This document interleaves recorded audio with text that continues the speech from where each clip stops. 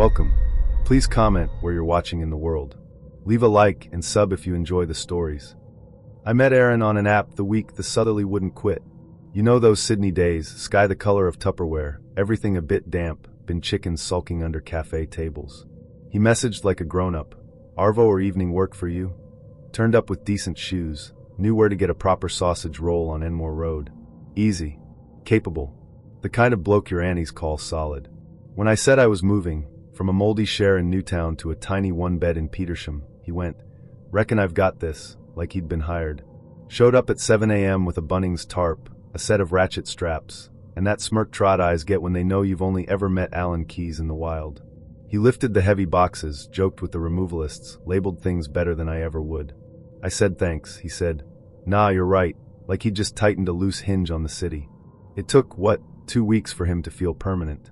He'd swing by with Woolies bags, ugly capsicum on special, a cooked chook, those little tubs of dip with the red lids. He built the Kmart shelves while I made tea, then rebuilt them because I'd put a panel upside down. "Safe as," he said, patting the frame like it was a dog. He put a spare toothbrush in my cup. Left clean socks on my couch just in case. Stayed over without asking, but somehow not rudely. My friends said he was a unicorn. He did the bins unprompted. There were little snags I told myself weren't anything. My spare key disappeared from the bowl by the door. He shrugged and blamed moving chaos. My phone battery would be weird low in the mornings, like I'd doom-scrolled in my sleep, then normal by lunch. He'd watch me when I wasn't talking, not creepy exactly, more like he was trying to memorize something before the ad break. I brushed my teeth one night and caught him in the mirror looking at me like a director considering a scene. Weird thought, I shook it off. We cooked a lot. He liked stacking for the week, which is just meal prep but said warmer. I chopped, he portioned. He'd nudge the scales back to zero like a ritual. It was care, I told myself. After dinner he'd wash up properly. Hot water, suds, tea towel actually drying things.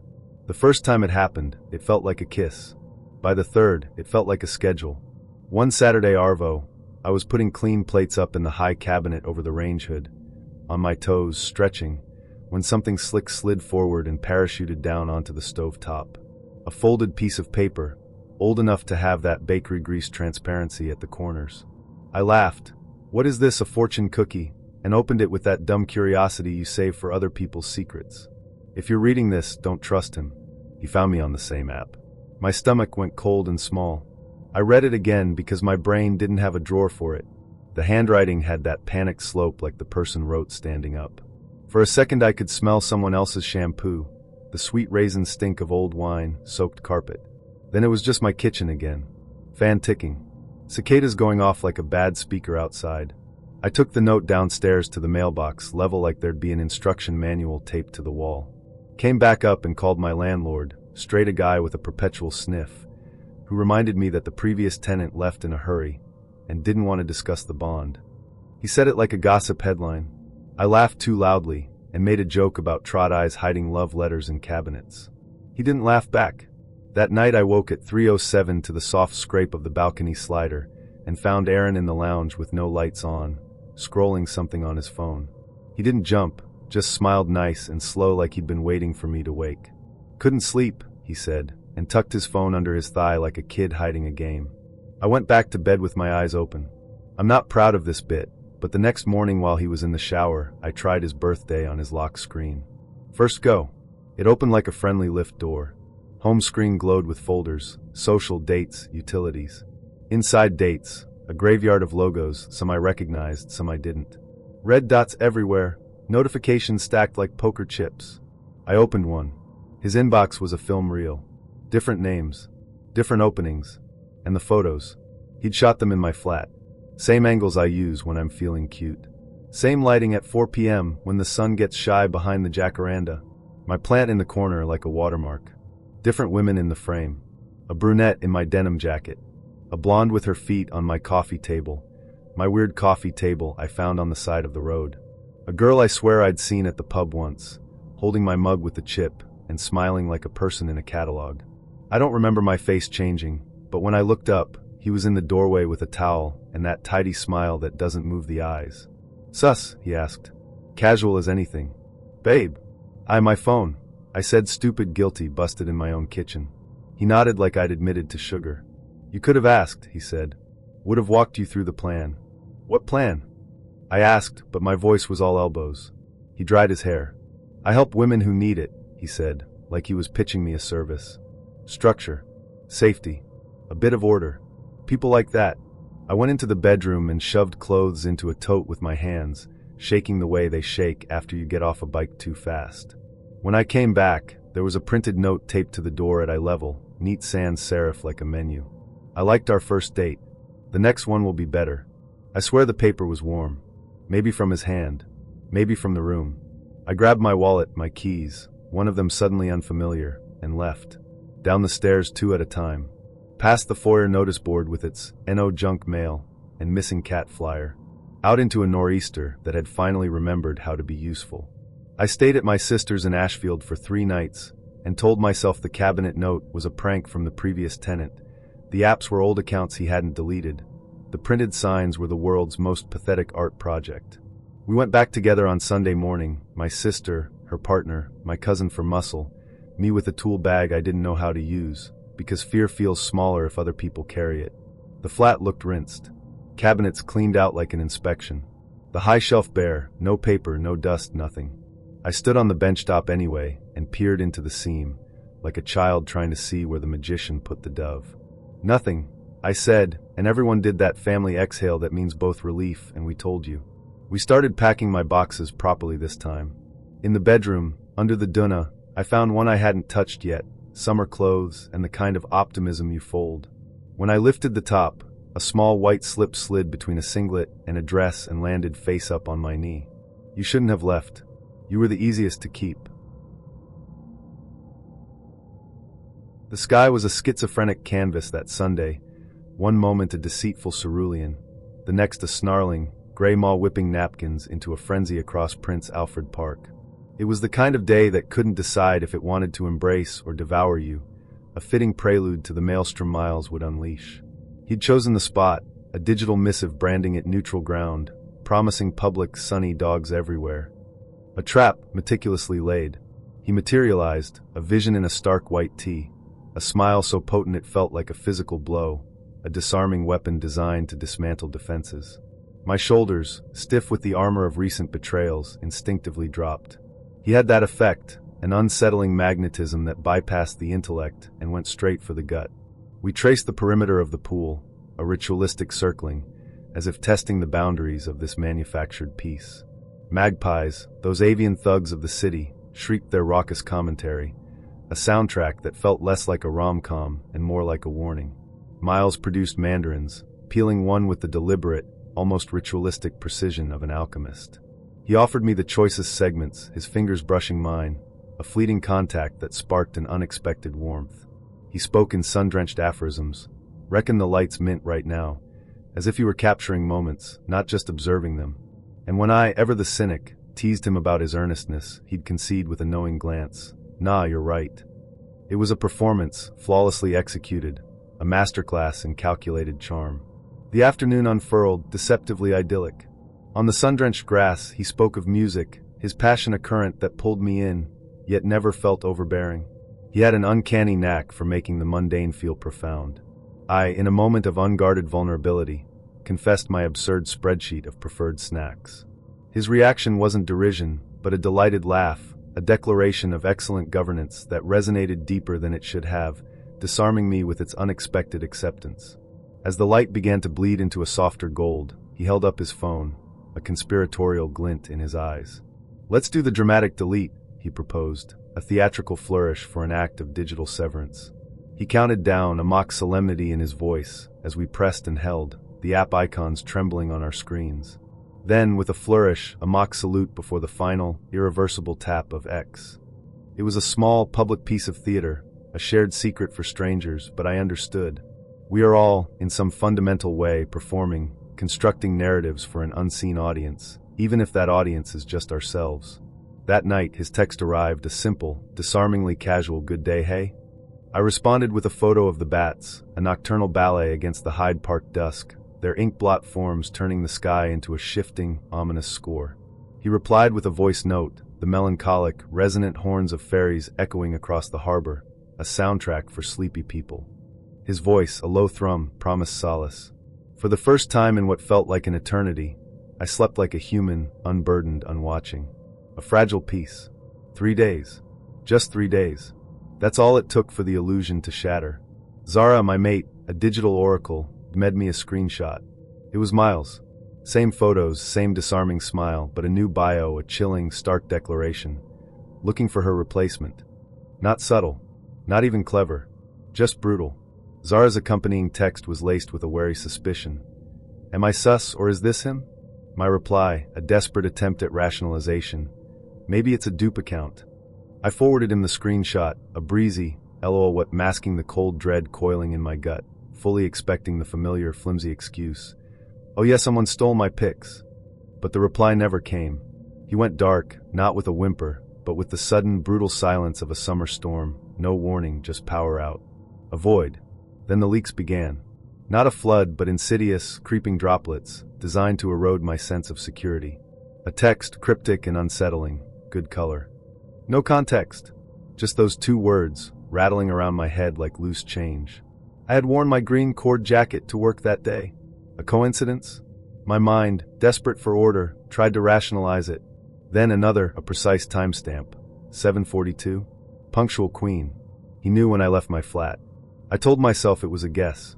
Sydney mornings are a symphony of predictable habits, a chorus of commuters and cafe queues. You can set your watch by the rhythm of Newtown. But then the zero avatar. A ghost. No posts, baby blue default profile picture, a blank slate. It viewed my Instagram stories within seconds of them loading. Always first. My settings screamed private. A digital barrier I thought impenetrable. But stories like ants find a way. They snake through unseen, leaving a trail of dread. Zara, her patience worn thin by my escalating paranoia, convinced me. Make a fake profile, she urged, her voice laced with an urgency that finally cut through my denial. Suss him out. I created Nova. Generic pictures, a meticulously curated anonymity, no friends, no connections. Within 10 minutes of swiping through the digital ether, Eli appeared. The same face. A softer fringe, a carefully constructed veneer of innocence. A new name. His bio a poignant plea, starting over. My finger, almost involuntarily, swiped right. A match. Instantaneous. And then his opening gambit, a line that froze the blood in my veins. I liked when you admitted you hate talking on the phone after midnight. That line. It was from our old chat. A private confession made to Miles in our first week. A whispered secret never posted, never shared. And then the smiley. A chilling managerial efficiency. I didn't reply. I couldn't. I locked my phone, as if I could trap the toxic air he'd breathed into my digital space. That night, a note slid under the door of our Newtown share house. A single, stark line, printed with the unsettling precision of an invoice. Asterisk, I liked our first date. The next one will be better. Asterisk, my flatmates were out, their absence a gaping hole in the usual cacophony of our home. The Kmart lamp on my milk crate bedside table buzzed, a frantic, trapped Motzi. I paced 3 relentless laps of the kitchen, opened and closed the fridge, an automatic, desperate movement, my lungs forgetting how to draw breath. When sleep finally claimed me, it was a fractured, restless thing, filled with the surreal terror of opal card gates opening without me, an invisible hand guiding my passage. In the morning, the opal history on my phone laid bare the nightmare. 2 taps I couldn't account for. Redfern platform, then Newtown within minutes. I remembered standing at Redfern the day before, that prickle on the back of my neck, the visceral awareness of someone in my radius. Maybe I was being followed, I thought, the words a cold shard in my mind.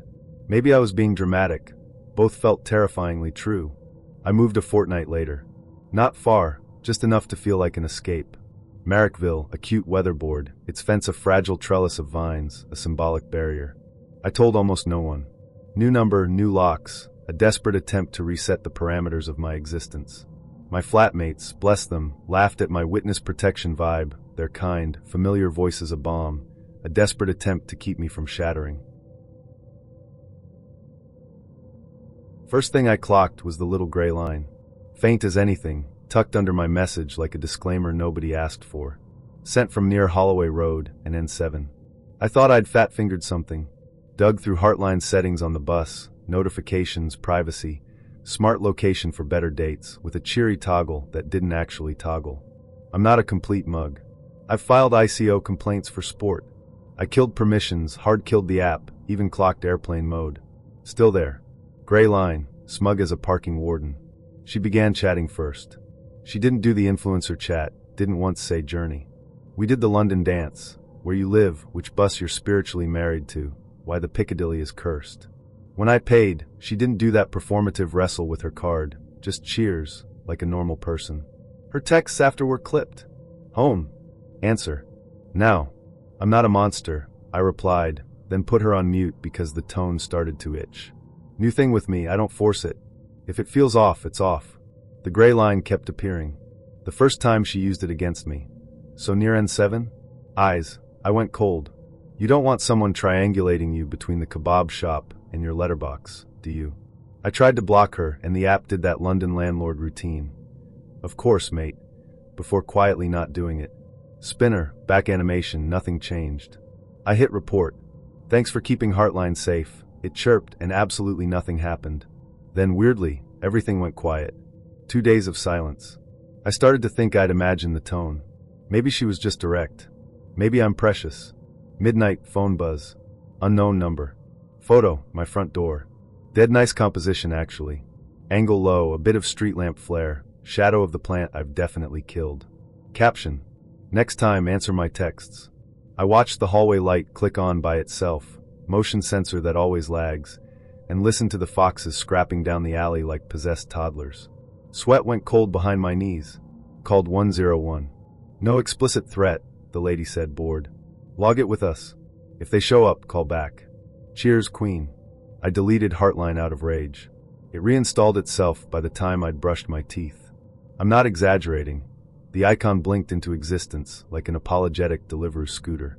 When I opened it, every old message in every thread had grown a new, darker line beneath. Sent from. Street name, building name, flat number. I felt my stomach drop through the floor. The app wasn't just telling people near. It was dropping me like a pin, exact address, unit, probably the buzzer code if I scrolled long enough. A polite little betrayal dressed as a feature. I screenshotted. Sent to my mate Owen. He replied with a blank gray rectangle, and bruv your phone's cursed. I went full GDPR gremlin. Subject access request drafted, enraged paragraph about legitimate interest not covering stalking. The email bounced. Mailer demon with a smiley. At 4 a.m., some genius knocked once on my door. One clean tap. Not the silly rat-a-tat of kids, not the bored triple knock of parcels. Singular. Surgical. I stared through the spy hole and saw no one. Just the long smear of a shadow under the street lamp, like someone had been leaning there a while. I sat on the floor with a Morley's box from earlier, untouched chips congealing into a tiny grave, and stayed until the birds started. Went to Owen's in Highbury the next day, threw underwear in a tote, told the delivery driver to leave the groceries with the neighbor, and lie to me about it later. Stayed 2 nights. His house has that overground hum, constant, comforting, like a radiator you can't turn off. His cat judged me but offered a paw in solidarity at 2 a.m. when the foxes screamed like they were being murdered, because foxes are drama. When I came back to mine, the clothes smelled of someone else's fabric softener and rain.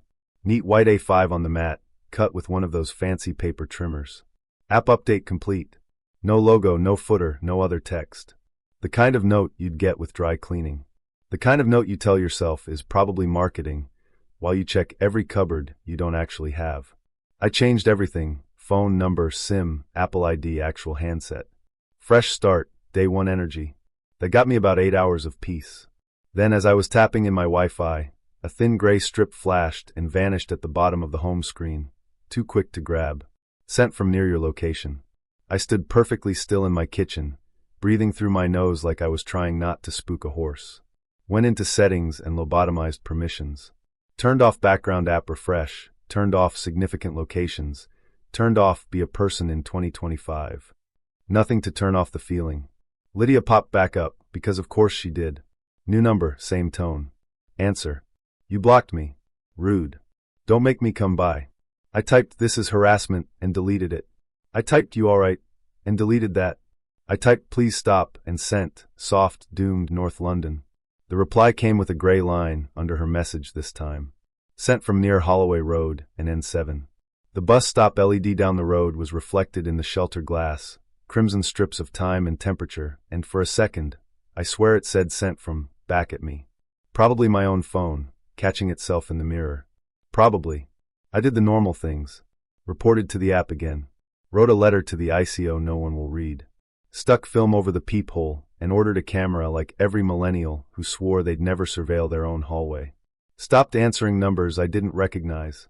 Stopped ordering late. Started timing my steps to the sensor light so it wouldn't catch me wrong and make me feel like a thief in my own stairwell. His name was Ben. Mine Edith.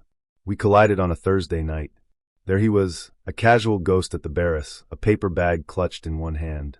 Then, a solitary figure on the Kelvin walkway, hands plunged deep into pockets, a quiet observer. Finally, a flash of genuine mirth caught mid-laugh in a booth, pint in hand, eyes fixed on something unseen, unheard off camera. His bio, a terse declaration, spoke volumes. Off socials. Head clearer. Walks, guitars, rollin' bacon. Sound. A promise of uncomplicated existence. He messaged like a man untainted by the digital age's crude advances. No you up, no predatory, hey sexy, just a simple unadorned. Alright Edith? Fancy a wander after work. The directness was unsettling, yet refreshing. We met beneath the stoic gaze of the concert hall steps, the city's pulse throbbing around us. He possessed that steady-eyed serenity, a quiet confidence that some men acquire when they've made a truce with their own reflection. Not conventionally handsome, perhaps, but radiating a profound, almost ancient kindness. He matched my stride, an unspoken rhythm, and asked, "You cold?" The question wasn't a platitude. He actually listened when I, with practiced ease, lied.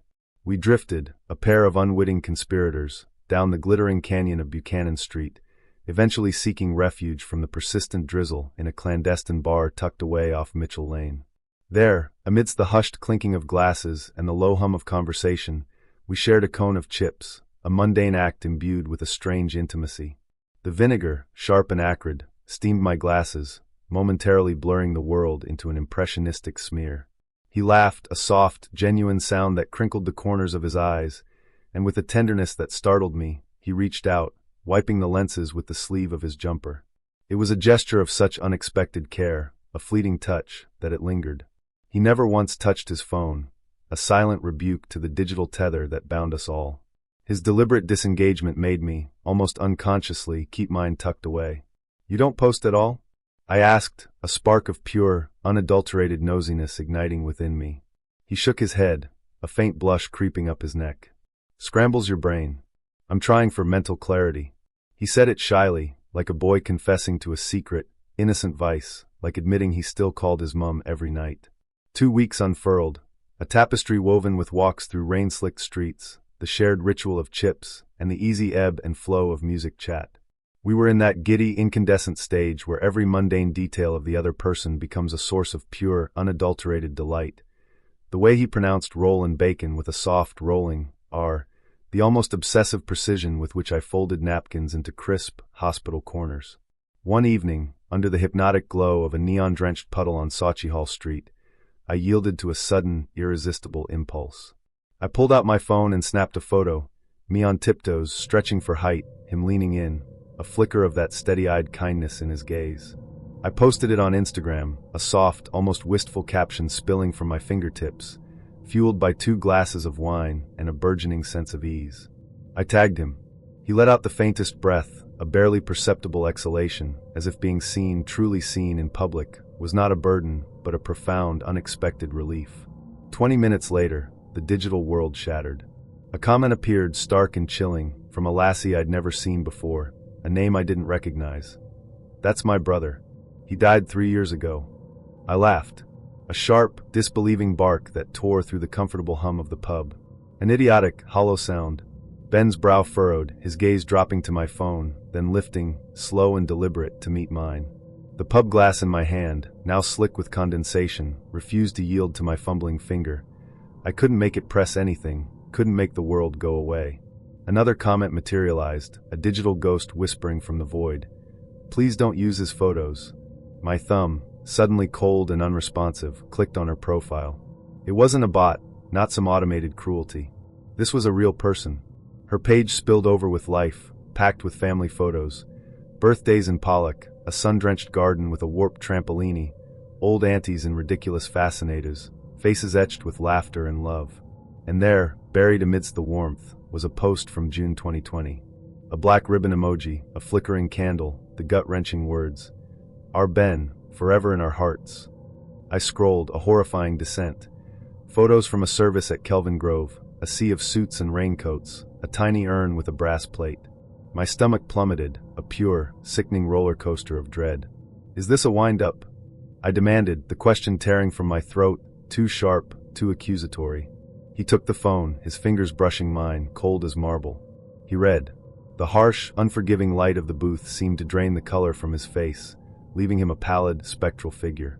That's no my sister, he whispered, but the words were hollow, a desperate attempt to try on a truth that didn't fit.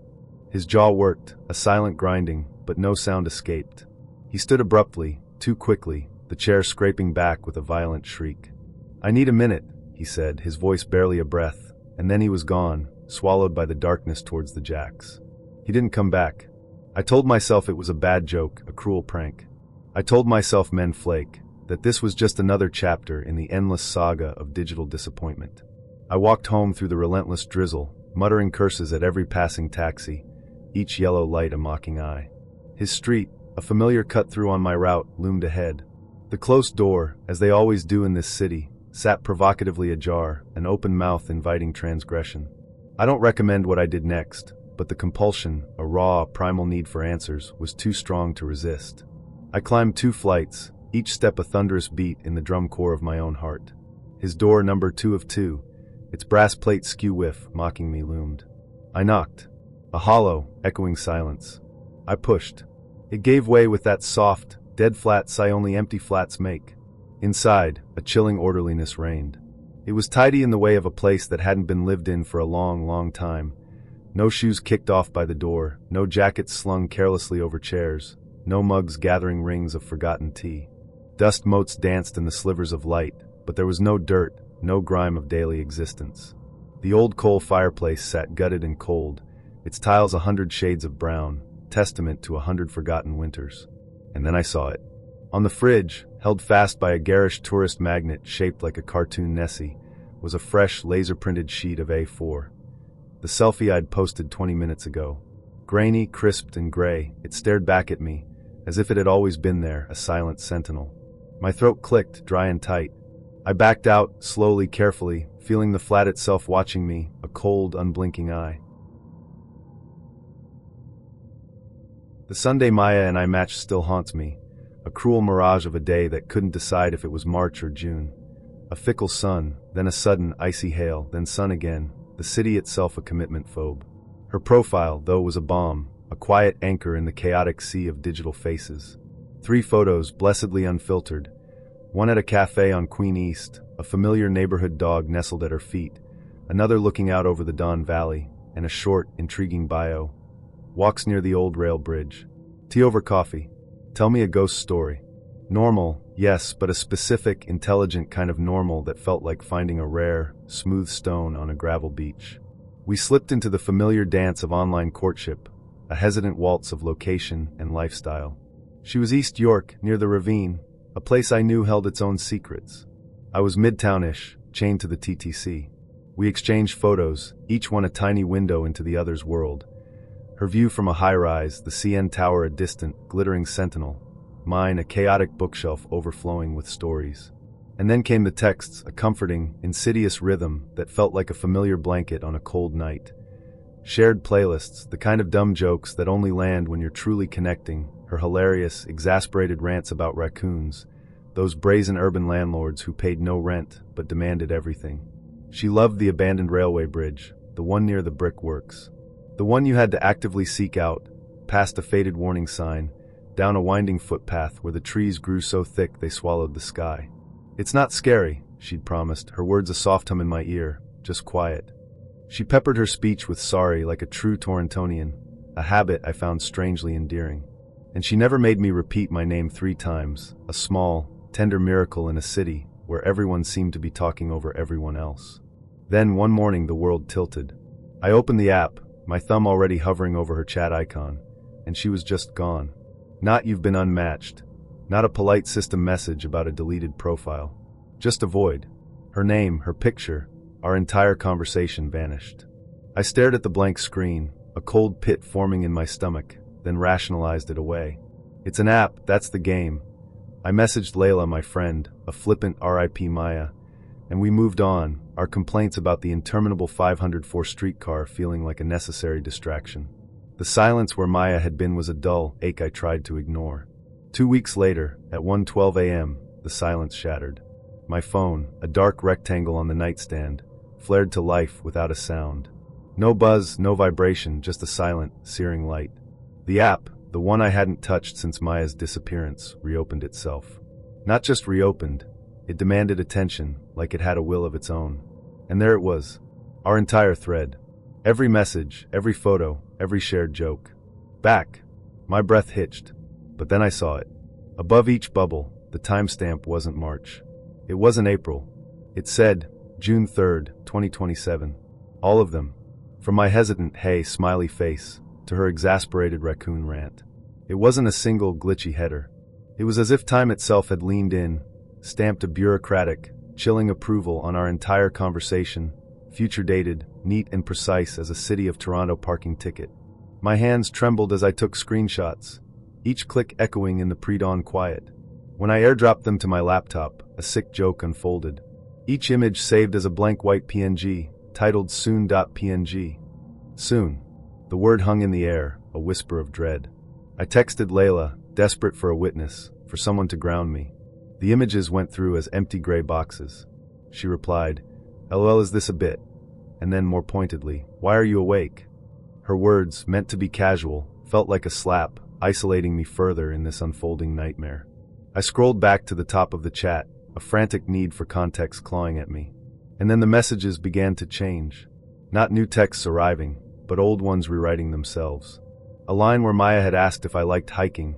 I'd lied, of course, a cheerful, "Love it, eh." Morphed into something colder, more possessive. "You'll like the new place. Closer to the ravine." Another where I joked about quitting my soul-crushing job at the agency. Poof, it rewrote itself, chillingly precise. "Since you quit, you'll have more time." My chest did that small, sickening elevator drop it does when the streetcar driver announces a short turn at Ossington, leaving you stranded. My fingers, stiff with a sudden, icy fear, fumbled over the keys. I typed, "What is this?" and watched my own bubble materialize, not in the present, but under June 3rd, 2027, 1:16, like it had been waiting for 2 years to be typed, a preordained utterance. Maya's reply came instantly, a cold whisper from the future. "You shouldn't be able to see this yet." The typing dots pulsed, an agonizing eternity. Her profile photo, once vibrant, bled to a flat, unsettling gray. Then, with a final violent flicker, the entire thread blinked and vanished again, like the city skyline swallowed by a sudden, heavy fog rolling in off the lake. For a few days, I clung to the flimsy shield of rationalization. It's an A/B test, a new feature, a bad rollout, QA asleep at the wheel. I knew the vibe, the cynical tech speak that explained away every digital anomaly. But then the system messages started. Not from Maya, not from a person, but from the app itself, in that bland, neutral voice that usually chirps, "You've got a new match." Only now it read, "System, you're in danger. System, don't go near the bridge. System, June 3rd, 2027, 048. Underneath, a tiny location tag pulsed an insistent blue. My heart hammered against my ribs. When I tapped it, Apple Maps snapped to life, zooming in on the old rail spur above the Don Valley, the very one Maya had spoken of, the one I'd imagined us walking.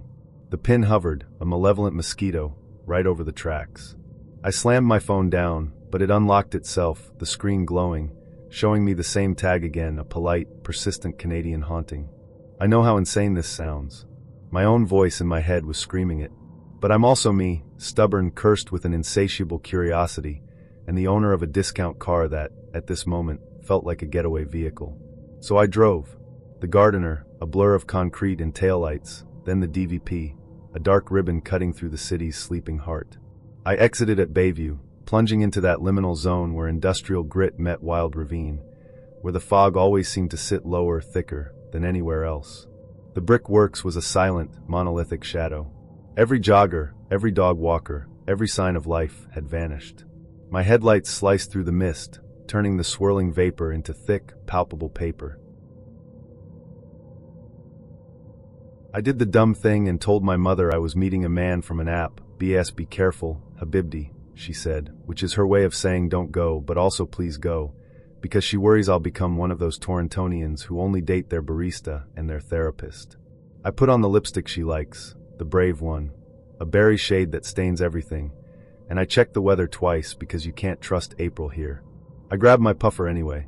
TTC, God's willing, I'd be downtown in 20. Alex sent the address with a little pin and a buzz 603 if the door's weird. King West, glass towers that look like phone screens. On the 504, the driver said sorry folks 3 times for reasons no one could see, and a guy in a Raptors hat nodded like that was the vibe. I texted my friend Layla our safety screenshot, address, time. Yell if I go silent. She replied with 13 dagger emojis, and you better FaceTime me if he's ugly. The condo lobby smelled like eucalyptus and developer debt. No concierge, just a desk and a wall of fake plants. The elevator dinged in that shy Canadian way. On 6, the hallway was all gray carpet and hush, like a hotel that doesn't trust you. The unit door was propped with one of those blue rubber wedges people use when they're painting. Unlocked. Okay, I said to no one, because I narrate when I'm nervous. That's fine. Inside, dim lights, diffuser going hard, lemon meets bleach. Nice furniture, a little too nice, like a West Elm showroom. Alex? I called. No answer. I put my tote down, took off my boots because I'm not a monster, and did the polite Canadian thing where you pretend not to notice the weirdness. There was a bottle of wine already open on the counter, 2 glasses like a stage direction. I poured a bit. My hands were shaking enough that I had to steady the stem with both. Relax, I told myself. It's just King West. Everyone here is a brand. Alex's profile had been modest, which is why I swiped in the first place. No shirtless mirror, no cottage flex.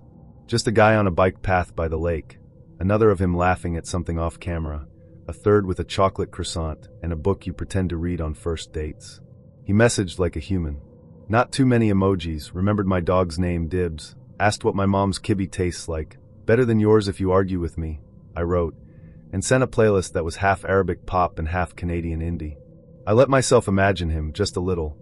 A decent man with a decent laugh who doesn't forget his wallet and who knows where to find decent manaish north of Bloor. I was checking my lipstick in the black oven door when the front door opened. A woman stepped in mid-sentence. Babe, they didn't have the oat, she saw me. Stopped. We did that Canadian apologizing circle where both people say sorry before anything else. Sorry, who are you? She asked, clutching a paper bag like a weapon. I'm Nadia. I held up my glass like proof of something. Alex invited me? First date. Her face did a thing I've only seen on bad TV. What? The bag hit the floor. This is my boyfriend's apartment. We stared at each other for a full 2 Mississaugas. Okay, weird, I said, trying to inject some air into the room so it wouldn't explode. Maybe I got the wrong unit? She looked at the unlocked door wedge, then at the wine, then at me. What's his last name? She asked. I told her. She told me the same one. We held our phones side by side like we were comparing coupons. Same name, same photos, same chat history right down to the croissant. Same jokes. I'm late because the king car hates me. Same little typo he made when he wrote, "your," and corrected himself immediately like a gentleman. This is messed, she said, voice shaking. I'm calling him. She did. His number went to voicemail. I tried. Same. I texted. Hey, we're both here? The iMessage hung on delivered, blue and bland. Okay, I said. Let's be calm. Then, because I'm me, sorry. We did the safety dance. She texted her sister. I texted Layla again, caps lock this time. Then we called the police, which felt dramatic and also extremely Toronto because we apologized to the dispatcher for taking up space. The dispatcher told us to step into the hallway and wait. We did. We stood in socks, 2 women who'd been careful and were now being careful louder. While we waited, we looked again. The apartment wasn't messy, but it didn't look lived in either. The books on the shelf were the kind you buy in stacks. The couch throw was folded like a store display. The fridge was empty except for bottled water and a lonely lemon. Even the wine on the counter tasted like air pretending to be grapes. Staged, she said. My best friend's a realtor. This is staged. 2 officers arrived with that calm that's really just paperwork. We explained, tripping over each other. They listened, nodded, said okay, and alright a lot. They asked for ID. We showed them our chats with Alex. They took photos with their phones, everyday bureaucratic haunting. One officer knocked on the next door neighbor and asked if anyone actually lived in 603. A guy in a robe said he'd seen cleaners in and out. No dog, no packages, no noise, he added, like he was reviewing an Airbnb. Downstairs, the building manager, who introduced himself as Zoran and said no problem for times, pulled up a spreadsheet and smiled the way people smile when a problem is very much problem. This unit is vacant, he said. Stager has the fob. We never issued a resident fob. He looked at the officers. Lockbox code is shared with agents only. Back upstairs, the taller officer asked if they could see our dating profiles again. He squinted at the photos zoomed. Huh, he said. You see this? He pointed to the edge of one picture, the bike path one by the lake. There was a sliver near his jaw that looked wrong, like the pixels had shrugged. The other officer did the face a person does when they're pretending they already knew that, then said, We've had a few like this. Like what? I asked. AI composites, he said. People build a face out of a bunch of faces. Sometimes they use public photos. Sometimes, yeah. His eyes flicked from me to the other woman. You both post. I thought about my Instagram, private-ish, but still full of summer shots from Woodbine and brunch plates, and the shot Layla took where my hair actually behaved. I thought about my mom, who doesn't really understand Facebook but posts 900 photos of our Eid table anyway. The other woman closed her eyes. I'm tagged in literally everything, she said. I'm a bridesmaid professionally at this point. It pulls features, the officer said, like a teacher who hates his lesson. Mouth from here, eyes from there. It invents the rest. Then someone runs the profile. Could be one person, could be many. Sometimes it's just for engagement farming. Sometimes it's worse. He tilted his head toward the empty couch. Looks like they piggybacked a staging code to make it feel real. So where is he? I asked, and immediately felt stupid. Where is a ghost you built out of my face and hers? They took statements. They told us to save everything, to report the profiles to the app, to consider not meeting people at their place first. Meet in public, you know? We both said, yeah, for sure, like we hadn't already known that and broken the rule because downtown feels safe when the streetcar clangs and the CN Tower blinks like a soft heartbeat. I moved to LA with 2 suitcases, an air mattress, and a Pinterest board that said New Era in all lowercase. 3 months in, my boss was already calling me Midwest Tasha, like it was a vibe and not a geography, and I'd learned that in this city, even your spinach is a personality. I was lonely in that specific LA way, overbooked calendar, atomized soul.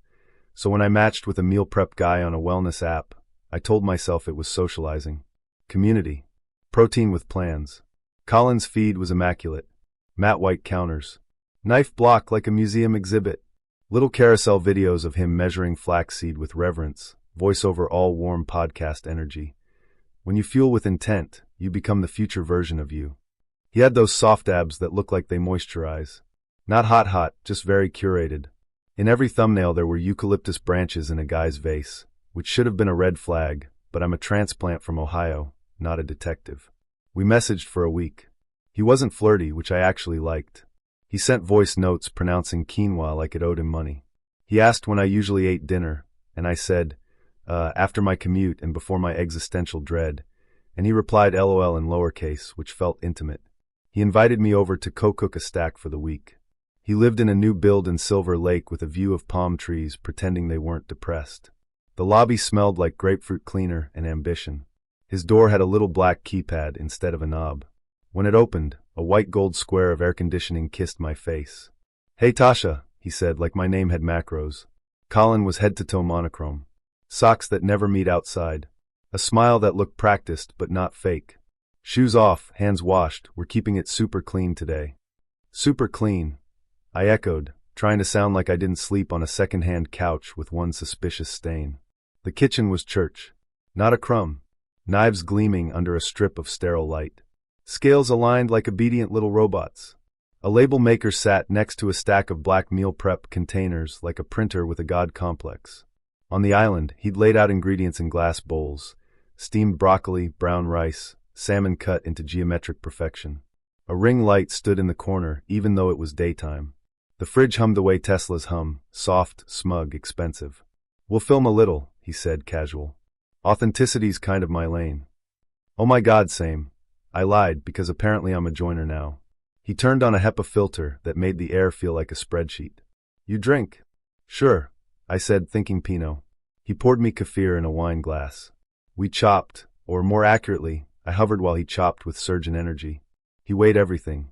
He narrated the scale like it was a love language. "See? 120 grams. Trust." His knives never made a wrong sound. When I reached for a pinch of salt from the big ceramic crock, he slid a smaller crock in front of me. "Pink," he said. "We don't use the other stuff." "Right," I said, "toxic table salt, got it," and laughed in a way that said I'm chill and adaptable and medium pretty if we get good lighting. We sat at the island. He pushed a plate in front of me and tapped the rim. "This is yours. I measured it for you," he said, and my brain did a little glitch. "For me?" "It's great," I said, and meant it. The salmon was outrageous. He watched me take the first bite like I was a lab rat correctly locating a lever. We chatted. LA date chat. Which freeway breaks your spirit? Favorite stall at the Silver Lake Farmers Market. How Runyon is for tourists and Griffith is for people who secretly want to audition for star maps. He wasn't rude. He just edited reality as we went. When I said I missed my Ohio grocery store with the squeaky carts, he nodded and said, "We'll get you on a better schedule, so you don't crave that." When I said the rice portion felt a little light, he smiled at my plate the way people smile at toddlers reaching for a socket. "Calories are trust," he said. I laughed because that sounded like a joke on a tote bag. He didn't laugh back. "If you trust me, you'll meet the version of you've been trying to become," he said, and the words slid together like a brand deck. "Okay, guru," I said, but my voice did that Ohio thing where it rises at the end like I'm asking permission to breathe. He tilted his head as if he'd heard the insecurity. When I reached for a second spoon of rice, his hand hovered, polite, not touching, but present. "Let's not," he said. "It's not in your plan." "My plan?" I repeated, sweet as stevia. "Our plan," he corrected, and smiled so softly I almost felt rude.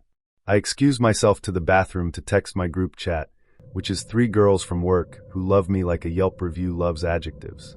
I typed, "He's nice, but he just said calories are trust, like it's scripture. Also oat kefir in a wine glass?" And a skull emoji because I'm a coward in emojis only.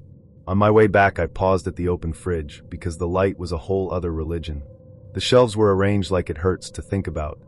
Top row glass jars of overnight oats labeled Monday through Sunday, middle row rows of identical black containers with a strip of white label tape on each. Names in neat all caps: Jess, Priya, KTM. Dates. Macros. A few had little hearts. One was blank except for tomorrow. Below that, 3 more containers with unfamiliar names. One with 2 labels layered over each other, the top peeling back just enough to read a smudged lore, something. I found mine in the middle row like I'd been put away with the vegetables. Tasha. Tomorrow. 1,350 kcal. Under that, an even smaller label, reduced 10%. The air went thin. I closed the door because I'm from Ohio, and we apologized to appliances. Back at the island, Colin had set his fork down perpendicular to his plate, like a soldier standing at ease.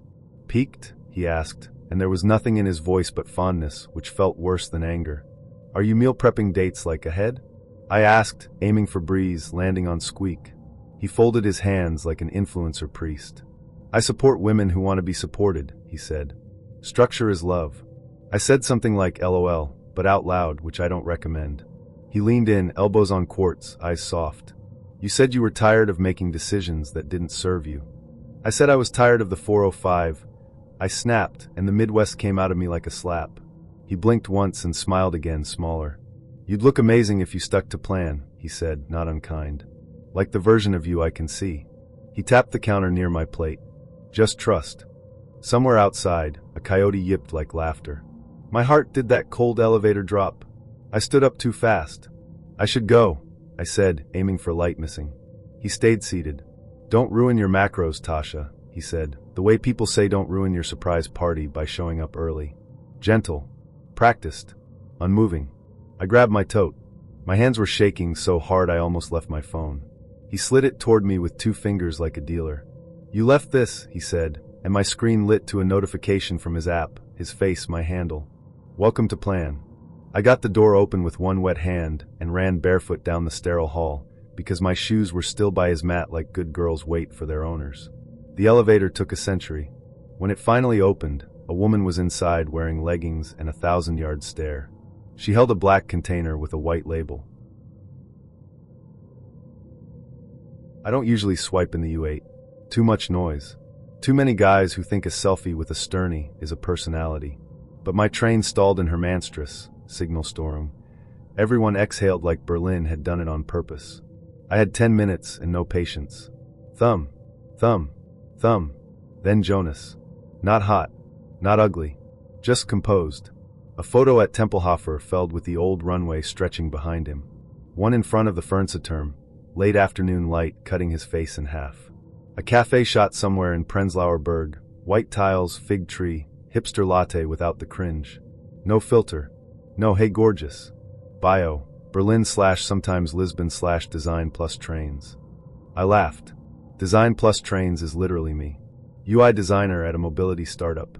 I make people stop hating ticket machines. Or try. He wrote first. "Na, bist du echt?" I sent him the standard. "Ja. Du." He answered with a selfie. Taken right then. Soft hoodie, messy hair, the blue of the U-Bahn behind him. "You too." Richtung Pankow. Reagan nerved. Clipped. Dry. My language. We ping back and forth all week. Short. Efficient. No love bombing. He remembered small things, my obsession with grid systems, the precise shade of green the first hate, the fact I never sit with my back to a door. He teased me for that. "Du brauchst control. You need control." I said, "Naderlich." He sent a picture of the S-Bahn map, every circle perfect. "Control is beautiful," he wrote, and I felt seen in the stupid way you feel seen by someone who shares your neurosis. On Friday, while I was killing time in a Nuckeln Spatty, I searched his name. Just curiosity. Jonas plus Berlin is a graveyard, but there he was again. Same photos. Different name. Jonah. 1 letter. I thought typo. Then I clicked the profile. Berlin/sometimes Porto/design plus tracks. Tracks instead of trains. A tiny variation. Same captions, but not exactly. In one, the cafe was somewhere in Mitte, not Prenzlauer Berg. In another, the Tempelhofer photo was tagged at sunset, not noon. The bio font had that tiny alignment shift you only notice if you've spent too long nudging pixels at 3 a.m. I have. I screenshotted. I stared. I heard the spatty bell ding, and someone asked for Zigaretten, and my brain split in that Berlin way. One half thinking, ACH, whatever, it's a bot. The other half already opening a new account to test it. I named the burner Katie. No last name. 3 photos, me with sunglasses, me with a coffee, me from far enough away that it wasn't obviously me. Katie matched Jonah in 5 swipes. I wrote, "Nah." He replied instantly, "Nah, schon Frau." That made me flinch. Jonas would never. Too smooth. Too cheap. I went back to my real account and wrote Jonas. Lustig. Hab dich als Jonah gefunden. He answered with a laughing emoji, then Zeig. I sent the screenshot. He took 2 minutes. Komisch, he wrote. Nicht meiner. Aber nice taste. Then, let's meet. Sunday? Arminius Markthal? Kuchentest. I said yes because I wanted to watch his face. Saturday. Katie messaged with Jonah. He was different. Same photos, but the voice was slightly tilted. He made mistakes Jonas didn't. He asked me for more pictures. He sent a location pin that was 1 block off, like he wanted to see if I'd correct him. He used shots once. I almost threw my phone. On my real account, Jonas sent me a selfie from a tram with rain on the window. Mjud, he wrote. Wilner kuchen und die Ruhe. The U, in Nur, was a little crooked like he'd typed it with his thumb while half asleep. Stupid detail. I trusted it. On Sunday, Arminius Markthal was full of knit hats and strollers and people pretending to be chill while queuing for porchetta. I hate crowds. He waved from a bench near the oyster stall. Navy jacket, beanie, those brown eyes that go gold. Up close he was handsome in that Berlin way. Understated, symmetrical, tired. He smelled like rain and a clean sweatshirt. He smiled like we'd done this before. Lena. Jonas. We shook hands. We ate cake. We were fine. Easy. A little awkward. He didn't touch his phone. He looked at me when I talked, His laugh sat low in his chest. Then he said, "So, du hast Michigan Depelt gefunden." I held his gaze. "Habich." He cocked his head. "You Endy? And one of you is a creep," I said. He laughed. Too loud. Heads turned. He lowered his voice. "Berlin hat immer zwei Seiten. Berlin always has two sides. Ich bin nicht schuld. W.R. Dan?" He shrugged, cut into his cake with surgical neatness. "Die Stadt? Das Netz? The city? The network?" I wanted to push him, but I like to keep my structure. I told him about the tiny misalignments. The tracks versus trains. The pins off by meters. He listened. Too well. He said, "You notice everything. That's my job. And if noticing is the problem, then I fix it." I smiled and tried to make it a joke. It didn't land. When we left, he hugged me at the door. His hands were warm. He said, "Schreib mir, wenn du zu Hause bist. Text me when you get home." Normal. Polite. I nodded and went. On the U9 I checked my burner account. Jonah had sent a video. I didn't watch it in public. I'm not an animal. At home, Kreuzberg quiet. I made tea and hit play. Grainy, as if recorded on a phone pointed at another screen. Jonas, no Jonah, looking straight at me. "Du solltest einwählen," he said. "You were supposed to pick one." He smiled and I paused because the smile was wrong. It didn't move his eyes. The pixels on the cheekbones shivered. Another face bled up behind his like a bad mask. For a second it was two mouths. Then one. My real phone vibrated. "Jonas, bist du gut angekommen? Are you home safe?" I typed, "Ja." Then I wrote, "Ich hab das Video gesehen." He said, "Welches video?" I sent a screenshot. 3 dots. Then nothing. I'll tell it straight, the way it happened, though every time I go over it, I start to sound like one of those mad yokes on the late-night phone-in. It was raining, it was after a crap day at work, and I was half thinking of sacking off the whole thing and staying in with a hot water bottle and a bar of dairy milk. But I'd promised myself I'd stop being a hermit, so I said feck it, up and at it, and I went to meet Evan.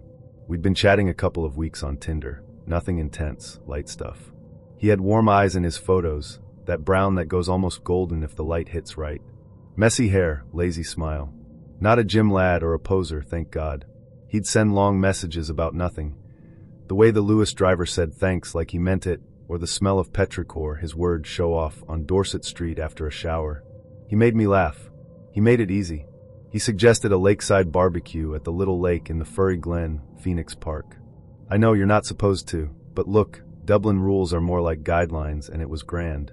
He said he'd bring a tiny grill, and I could bring the buns and whatever.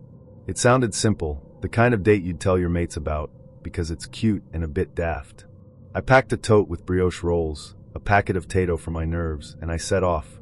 The park was all midsummer green, midges doing their tiny devil dance over the water, the air damp in that way your hair just gives up. I spotted him under a hawthorn, waving like we were old friends. "Clara," he said, and I swear I felt something like déjà vu, the sort you get when you smell your first boyfriend's cologne on a stranger in a crowded pub. It was comforting and queasy at once. He'd one of those pocket grills, barely bigger than a sandwich, and he fussed with it while telling me about a dog he'd seen on the bus that morning, a collie that made everyone smile just by existing. He had a voice you could sink into, soft as spilled stout. And he watched me, not in a creepy way, like he was listening with his whole face. But from the start there was, I don't know, a drag on the air. He kept checking his phone. It wasn't the usual work, sorry, apology either.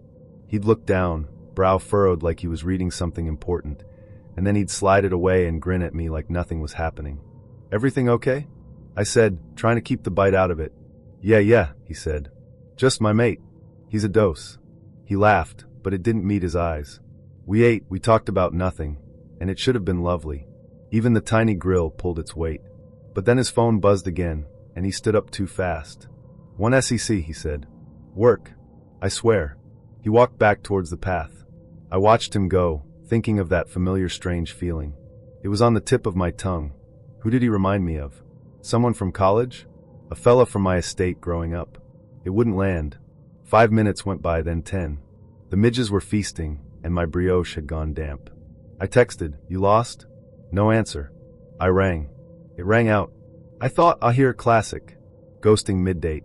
I packed the tote, Swore to myself I wasn't getting sentimental about a man who couldn't be arsed to say goodbye, and I headed for the bus. 9:30 that night, after a long shower and a longer sulk, my phone pinged. Had a great time. See you next week? I stared at it. My first thought was cheek of him. My second was wait, what? I typed back, you bailed lad. Then the 3 dots and nothing. I clicked his profile to see if he'd the nerve to line up date 2. The whole thing spun, glitched, and the account vanished. Not an unmatch. Gone. Like he'd never been there. Right, so I thought. Weird. I screenshotted the message anyway because I'm not daft. Then I went to sleep. 2 days later, a headline popped up on my phone while I was waiting on a takeaway toast tie at that candlelit cafe on Parliament Street. The one that always smells like damp books and cinnamon. Missing. Dublin man last seen Friday. I went cold before I knew why. It was his face. The warm eyes, the lazy smile. The article said he'd not been seen in days. The date on it, 3 days before our barbecue. I laughed. Out loud. The barista looked at me like I'd cracked. I checked the timestamp on our chats. Tinder shows the little date stamps if you scroll. There we were, the day of. And the message, had a great time. See you next week. Sitting neat as you please under Tuesday, 21:34. I went to the guards, God love me. I brought the screenshots, the times, the lot. The guard behind the desk was kind in that they're their way. Apps can be funny, he said. Clocks go skewways. Could be a fake profile using his pictures. Happens the whole time. Grand, I said, but it wasn't. He took my name, said they'd add it to the file. I left, half embarrassed, half furious, and wholly afraid of my own shadow on the bus home. For a while I tried to ration it out of my head. Maybe he'd been found. Maybe the article was old, bumped up by some algorithm. Maybe there are 7 fellas in Dublin with the exact same smile, and the universe was having a giggle at me. I deleted the app. I walked more. I stopped checking every buzz. But small things started to snag me. A whiff of cologne on Dame Lane that made my stomach dip like a pothole. A reflection in a bus window that looked like him standing behind me.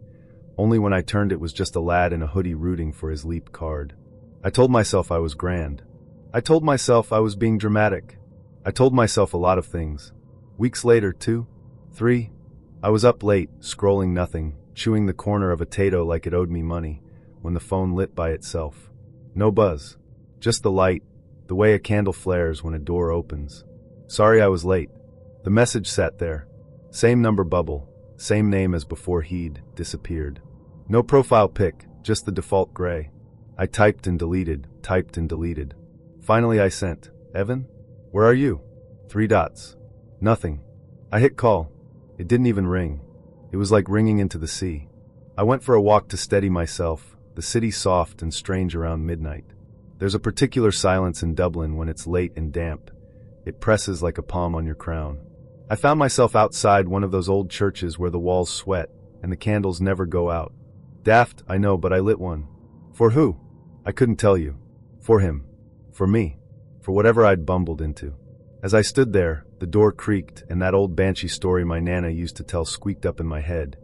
The one about the lover who knocks after he's drowned, all charm and seaweed, asking to be let in from the rain. Mind who you welcome, she'd say, tapping my forehead.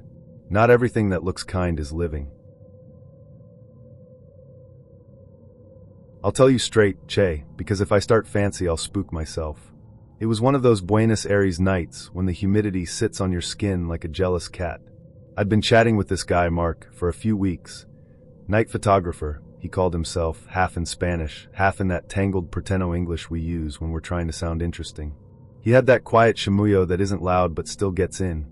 He'd send me little voice notes about light, how the city glows differently after the last Bondi passes, how marble catches moon like it was made for it. Recoleta, he said. Midnight. I'll show you the perfect spot. Perfect spot is something a boludo says when he wants to drag you into a corner, but I wasn't born heir, okay?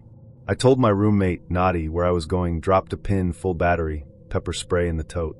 I'm not naive, just lonely in that particular Buenos Aires way, surrounded and still alone.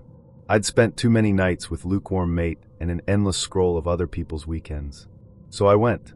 The gates at Recoleta have this false calm at night, like the city herself doesn't want to admit the dead are taking up premium real estate.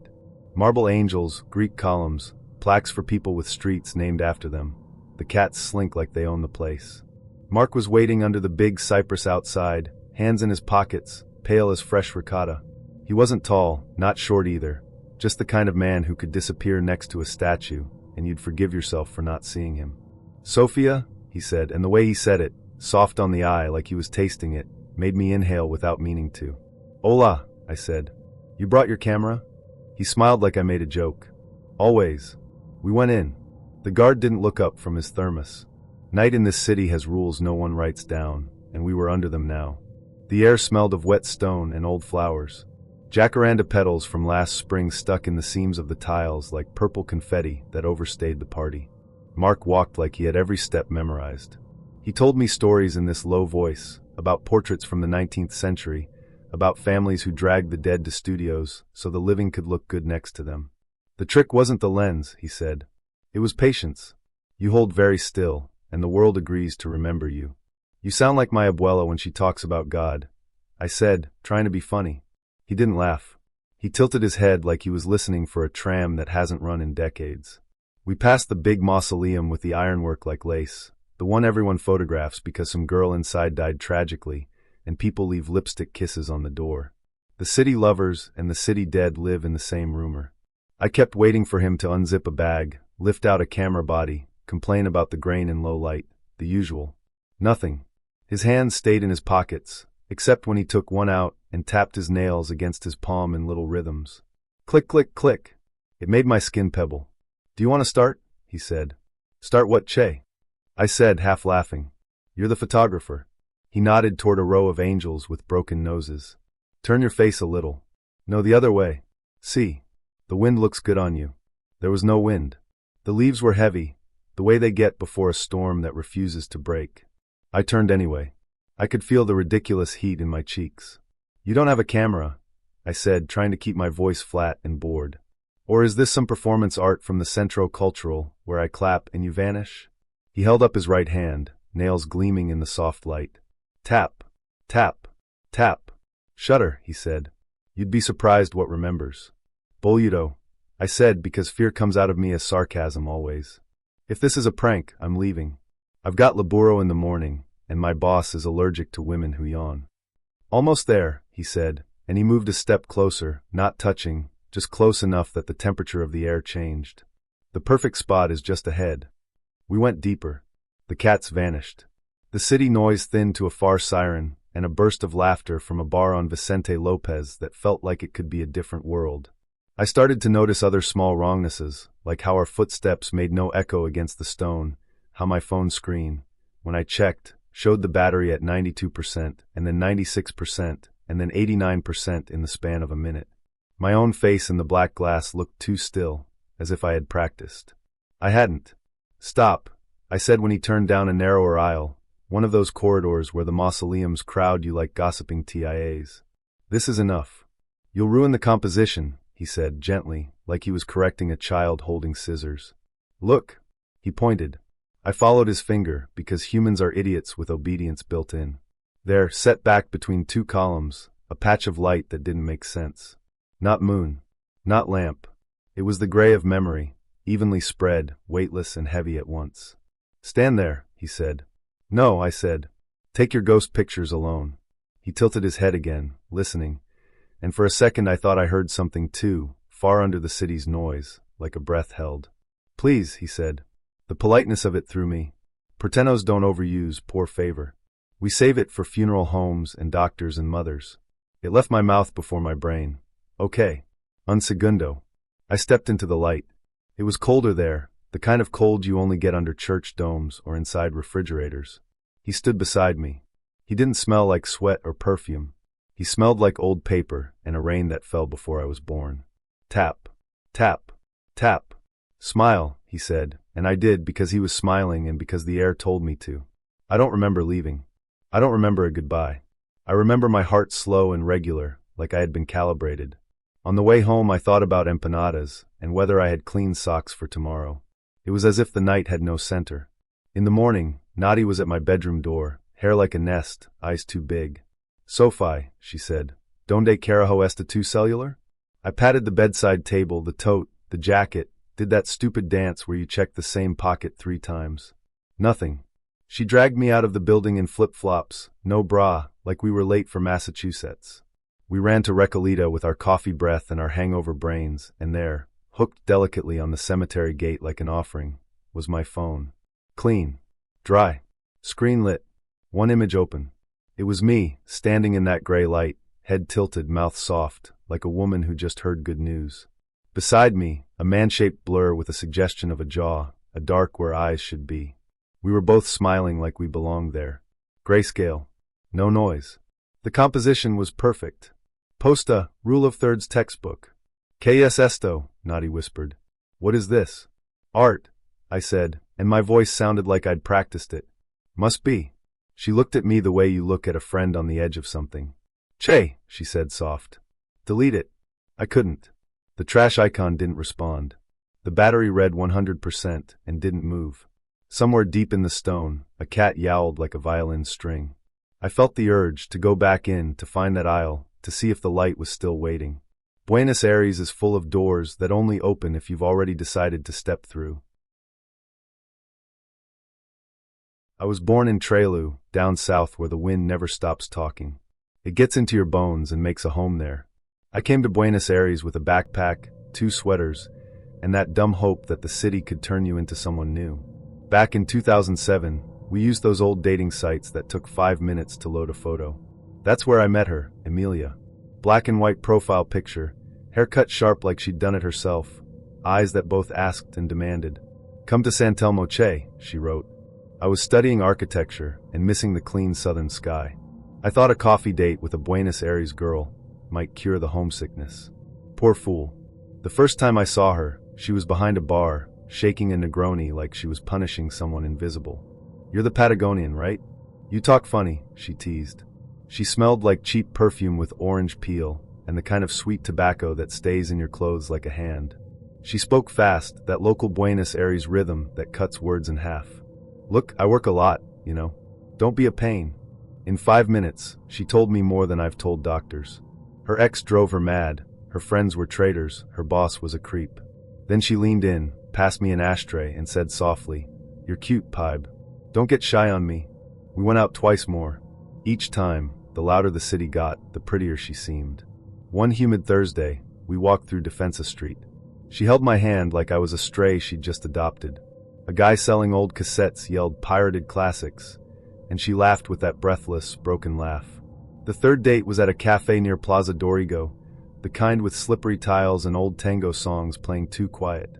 I ordered a coffee and croissants. Emilia looked at the menu like it owed her money. The waiter came. What'll it be, kids? We'll share a toasted sandwich and fries, I said, thinking about saving a few pesos. Share? What are you, cheap?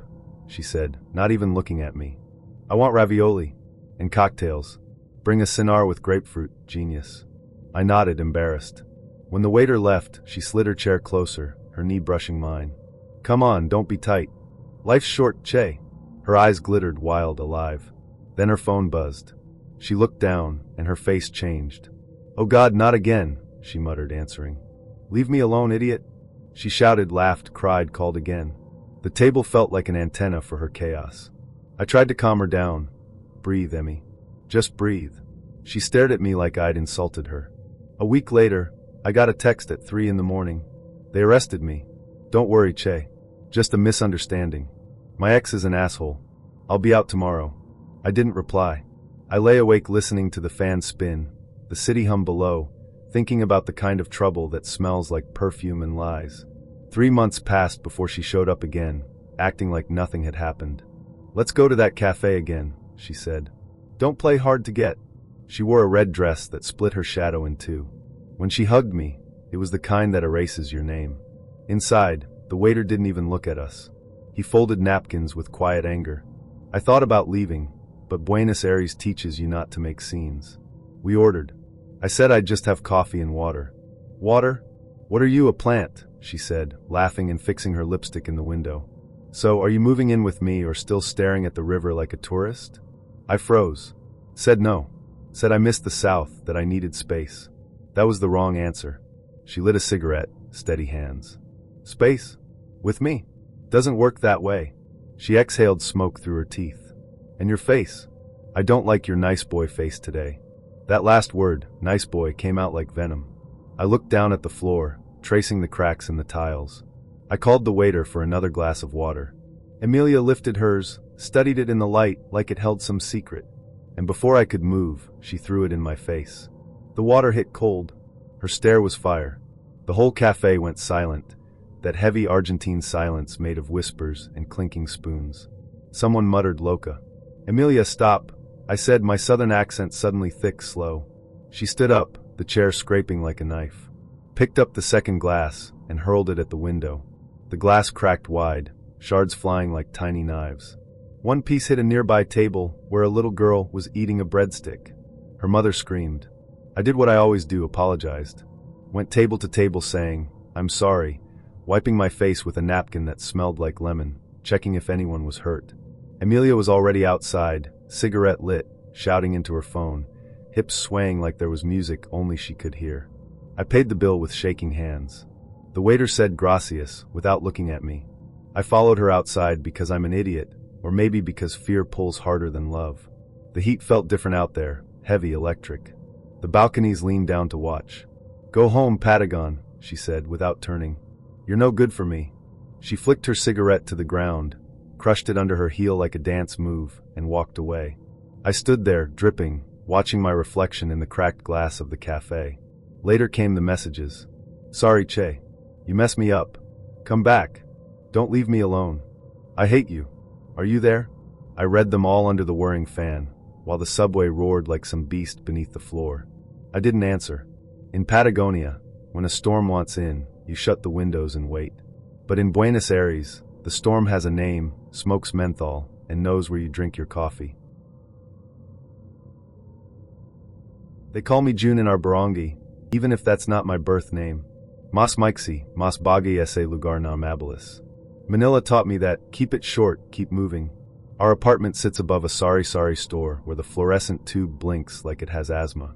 At night there's a choir outside, tricycles arguing at the corner, jeepneys coughing like old men, vendors chanting ballot. Too big like prayer. And over everything in my room, the ceiling fan goes thuk thuk thuk, a metronome for bad decisions. Kuya Marco is the golden one. Construction apprentice in BGC, Tahimic, Matino, the kind who greets the Tindera and scratches the ear of every stray cat. He comes home dusted in cement powder like it's fake snow, smiling like problems roll off him. I wanted that magic. Or maybe I just wanted to see how far someone else's face could open doors. It started as a joke, swear. I downloaded Tinder, put an older birthday, uploaded Kuya's pictures, and that 3-second beach video with Artito's dog. Nakakatawa sa simula, matches agad. "Hi Kuya. Pogi mo. Work kasan?" I answered with borrowed confidence, Taglish na may konting swagger, copying the way Kuya says almost nothing and still sounds sure. I told myself, no meetups, harmless lang. But Manila heat melts borders between joke and hoy tama na. The matches piled up. Some women were older, condo views in every photo, bored husbands in the background like furniture. They called me Marco, asked for attention I had no right to give. I refused calls, signal panjit, sorry pa, and stayed behind the blue glow. I won't go into details, this isn't that kind of story. Just know I crossed lines I didn't own. I kept promising myself, bukas ko na biburahin. Bukas kept moving. Then came Angelica. "Call me Angie," she typed, nails red in every selfie, skyline behind her like a crown. I'm bored to death in BGC. She liked Marco for being quiet. She tried to video call. I slipped left, slipped right. Side AKO, I'd say. Later. She stayed. The attention felt like a spotlight that didn't burn me because it was on the wrong actor. Guilt in Manila smells like diesel and hot bread. Late nights I'd lie shirtless under the fan, scrolling through things a 17-year-old shouldn't be holding, while outside someone sang karaoke off-key with full faith. The jealousy windows rattled in the humidity. I thought of deleting the app, then I didn't. Mañana, Pinoy edition. The day it broke, the sky was hanging low, parang nakikinig. Kuya left early, helmet hooked on his finger. "Ingat," he said, that chin point that is the national punctuation. I scrolled half asleep, relief blooming porque Angelica had gone quiet. Good. Let it fade by itself. My phone rang. Kuya. He never calls from work. "June," he said, voice flat like plywood. "Why are you still using my account?" Half laugh. Kuya, it's just a... She came to the site, he said. With her husband. The room tilted. Who? Angelica. He said the name like dropping glass. They're asking for quotations. She walked up to me like we were mid-conversation. Her husband watched. My foreman watched. Everyone watched. Through the speaker I heard Manila. Horns, rebar clanking, a worker shouting, Atras. Atras. Then Kuya again, softer, worse. They laughed, June. At me. The line clicked dead. I sat by the window and watched the Sorry Sorry store keep our tiny country running. A mother bought vinegar in a reused bottle. Kids licked ice candy. A stray dog slept like a rolled towel. I rehearsed apologies that sounded like excuses. The fan kept counting my cowardice. Thuck, thuck, thuck. Kuya came home with cement dust in his hair. He set his hard hat on the table carefully. That carefulness scared me more than any shout. Phone, he said. I gave it. He scrolled in silence. Screen light carved his face into sharp planes. Do you know what you did? I didn't meet anyone, I whispered. Joke Lang. He looked up. You used my face. You spoke with it. You brought strangers into my name. In front of her husband at my work. The men laughed. That laugh sticks.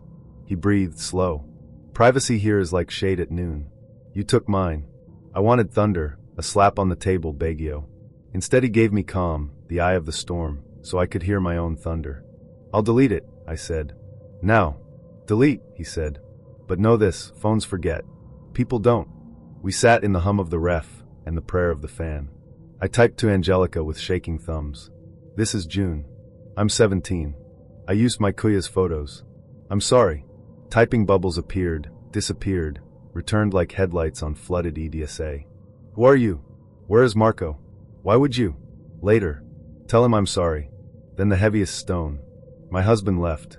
Are you happy? I put the phone down. Manila didn't.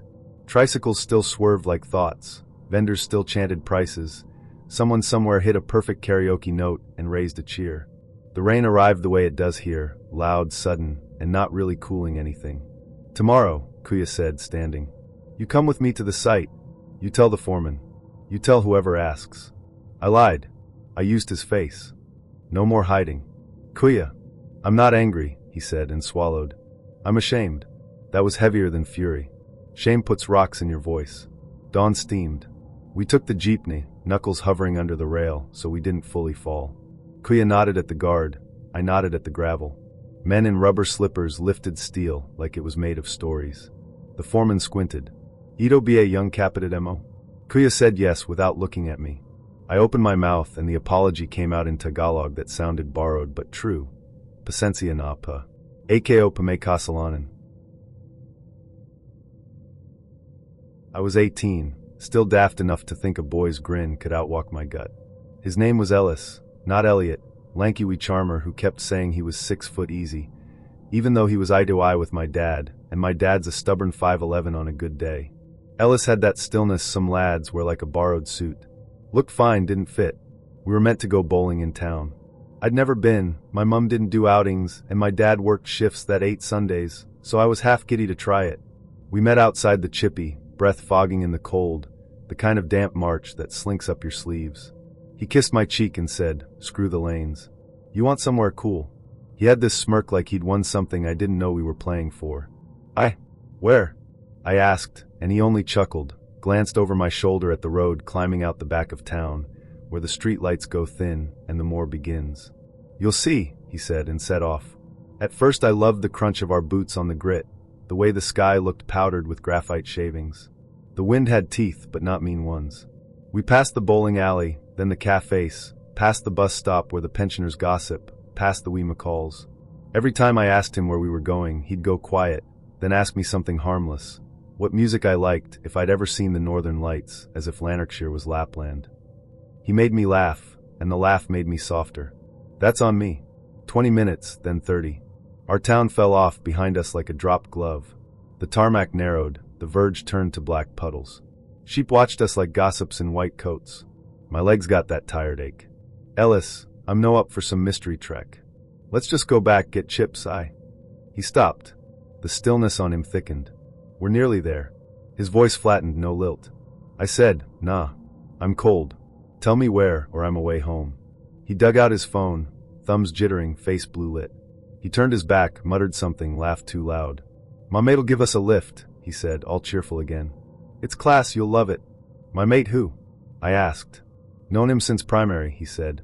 "We're heading to his place." He saw my face and added, his sound. "Family farm." "A farm? Why would ye take me there on a first date?" I said, but my voice was already smaller. "Come on, don't be like that," he said, walking again faster like I'd agreed. I didn't. I turned. A proper turn. Fixed my scarf, jammed my hands in pockets, and started back. He didn't follow at first. Could hear his footsteps fidgeting on the grit, hear him swearing low at his phone. Then nothing. I kept walking, counting the breaths that steamed and vanished, like tiny ghosts running ahead to town. Headlights rolled along the tarmac behind me. I stepped aside, the way you do because cars on those roads think they're kings. The SUV went past, then braked too sharp and swung round, nose pointing at me. Ellis was in the passenger seat, window down, grin back on like he'd put his borrowed suit on again. "Jump in," he called. "It's Baltic." "Nah," I said. "I'm fine." The driver leaned over, lad with a shaved head and a face like somebody had scribbled on it at parties. "Get in, hen. Don't be a rocket." I said, "Away ye go," and that should have been the end. But Ellis opened his door, and the cold raced out in a slab. He came round at a trot. I backed up, hands up, and he still caught my waist, easy as lifting the washing basket. "Stop, Ellis, stop." He bundled me in, slammed the door. The locks thunked. The driver hit the pedal. My panic arrived like a new language I somehow already knew. I kicked the seat, clawed at the handle, yelled every foul word I'd learned behind the bike sheds. "Let me out." The driver was swearing back, swerving, and Ellis tried to strap me in, got his cheek scratched for his trouble. He swore in my face, spit bright on the dark. They stopped. The night went very quiet. "Right," said the driver, and the quiet broke like a bone. He yanked my door open and half pulled, half dragged me round to the boot. I kicked like a bairn having a tantrum. Didn't matter. The boot swallowed me. When it shut, it sounded like a coffin lid. That's not me being dramatic. It was that exact noise. Final. Thud. Inside smelled of rubber and old hay. Every bump sent me into the wheel arch. I tried to count seconds to guess time, but fear bends minutes into elastic. It could have been 5. Could have been 10. It was an eternity's wee cousin. We stopped. The boot opened to a yard gritted with frost, a moon charred at the edges, and a farmhouse the color of breath. Dogs barked, then fell quiet with that guilty look dogs get when they've remembered they're meant to be good. Lights came on in the house. A child's voice somewhere. I climbed out on shaking legs and Ellis's face was soft again, as if none of it had happened. "Told you it's cool," he said and swept an arm. 15 acres. Chickens. Wait till ye see the bothy. He led me to an outbuilding that smelled of cider and secrets. There were blankets, a wee heater, empty bottles. Girls' scarves, 2 of them, one with a wee silver thread glinting like fish scales. I felt my stomach go hard. I stepped back and nearly bumped into a wall that wasn't there. A man had appeared, tall, shoulders like a wardrobe. "Evenin'," he said, voice slow as peat smoke. "You lost, lass." His eyes went from Ellis to me, and then to the scarf in the corner. He saw plenty without moving. The shaved head pal hovered behind him, suddenly smaller. "I think I am," I said, and the Scottish in me came out stronger, the way it does when danger's afoot. "I want to go home. Now." The man's mouth did a slow frown, not at me. "Aye, you do," he said, like he'd decided it. He turned to the lads, and the cold stepped closer. "What do you think you're dayin', bringing a lass here like luggage?" "Duh." Ellis started, and that one word made me colder. "Duh. His father. Not a random farmer. Not safety." The father didn't shout. He didn't need to. Quiet men in Scotland can cut you to ribbons with soft talk. "Keys," he said to the shaved head boy. "Now, you, to Ellis, get in the house. You'll know, see the road this weekend." He took me to an old Hilux, opened the passenger door, waited till I was in. He drove without the radio, tires whispering, the cab smelling of engine and winter apples. After a mile, he said, "You all right, hen?" "I will be," I said, which was a lie wearing a decent coat. "Did they?" He stopped himself. His hands were steady on the wheel. "I'll get you hame." I stared at the side of his face. He wore calm like armor. Something in it made my skin prick. "Are there other girls?" I asked, voice small. He took too long to say, "No." We reached the first orange streetlight like a saint's halo, and I nearly cried. He asked my street, and I told him a different one, 3 over from mine. He nodded, didn't look. When he stopped, I opened the door and my breath smoked out like it had been waiting. "Cheers," I said. "For the lift." He glanced at me then, not unkind. "Mind who you trust," he said. "Even the ones that look like your own." The boot thud echoed in my bones as I walked, long after his truck had gone. I went the long way home, past the bowling alley, its neon humming like a promise I didn't keep. When I got in, I told nobody. In the morning, I told myself I'd report them, tell the police, do it proper. I didn't.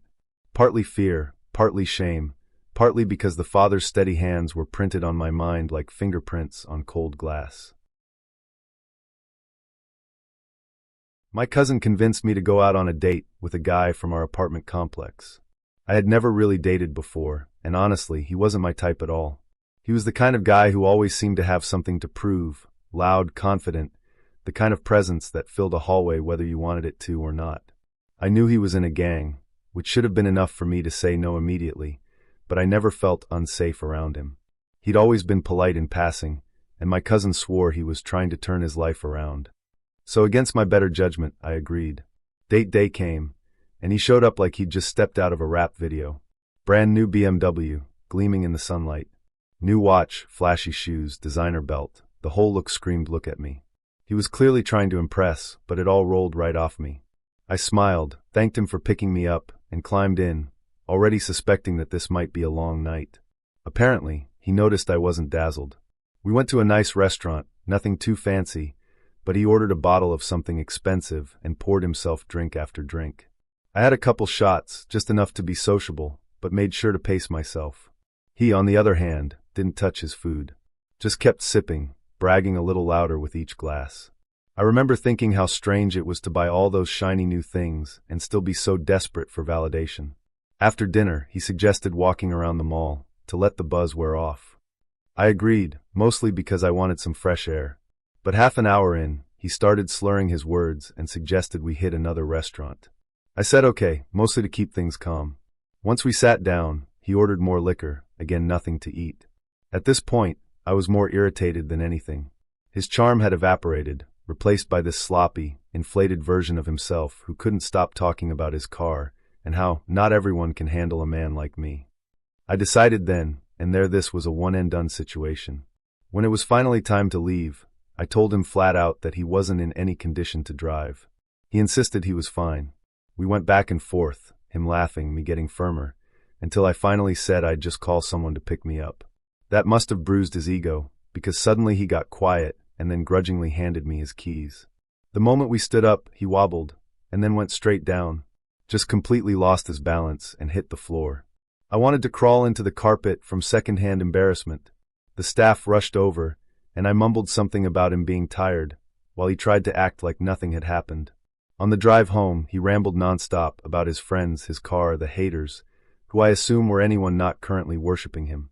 I tuned it out and focused on getting us both home in one piece.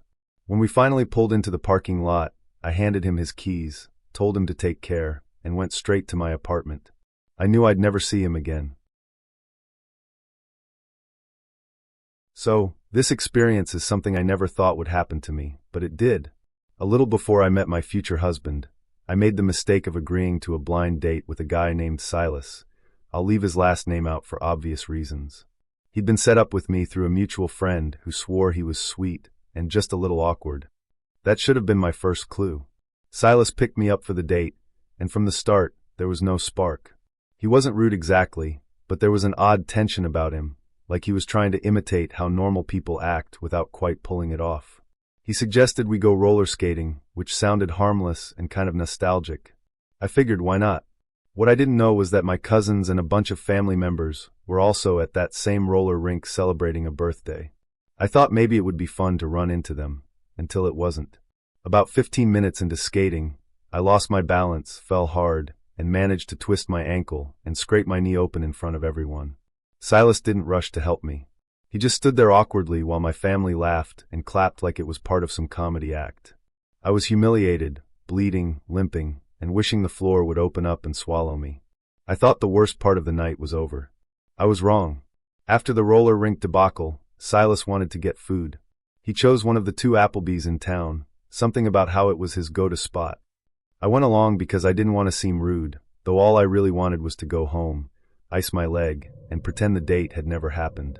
Once we sat down, he started flipping through the menu, muttering about how expensive everything was. Then he leaned across the table and said, almost sheepishly, "I don't have much cash on me. You'll probably have to cover some of this." I blinked, thinking he was joking. He wasn't. At that point, I had an odd, sinking feeling in my stomach. Between the awkward silences, the injury, and now the request for spare change, I knew the date was doomed. We finished the meal, barely talking, and agreed to call it a night.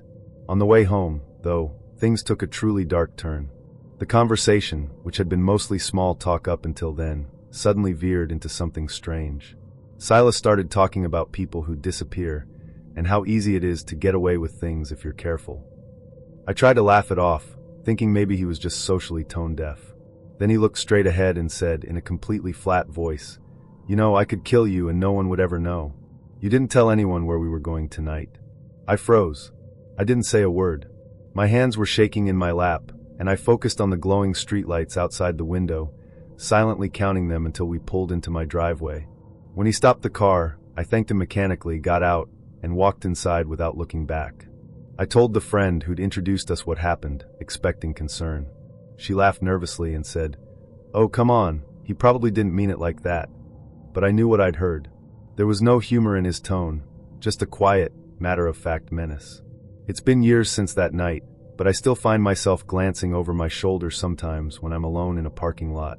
Because the truth is, you never really know how close you might have come to danger until you walk away from it.